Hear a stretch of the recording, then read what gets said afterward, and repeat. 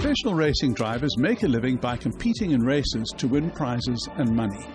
The most popular classes of motor racing are Formula One, rallying and touring. Formula One and touring car racing takes place on a racetrack. Formula One or F1 cars are specially built single-seat open cockpit racing cars, while touring cars are highly modified factory-built road cars. Rally cars are also factory-built, but they're modified for racing over a closed circuit of dirt roads. In rally racing, instead of all racing together, each driver races one at a time against the clock. A navigator directs the driver. The fastest car in its class wins.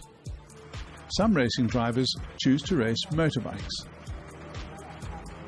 Although motor racing seems to be primarily about racing cars or bikes, it requires drivers to be incredibly fit and to have lightning-fast reflexes.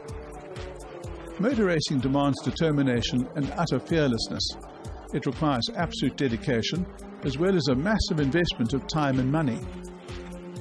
To be a full-time professional requires a driver to be at the very top of the sport, which usually means driving at an international level. Professional racers spend weeks leading up to a race, working with their teams, analysing maps of the circuit, and planning their driving lines and turns.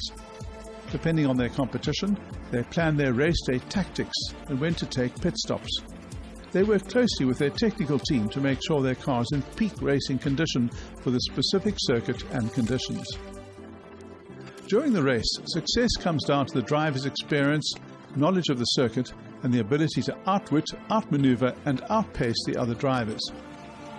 The quality of the car also has a big impact. Their sponsors pay top professional racing drivers an annual retainer. This amount depends on their reputation, ability, and experience. Most professional drivers also make money through endorsements. To advance, racing drivers are required to travel nationally and sometimes internationally for races. It's tough to make a living from motor racing.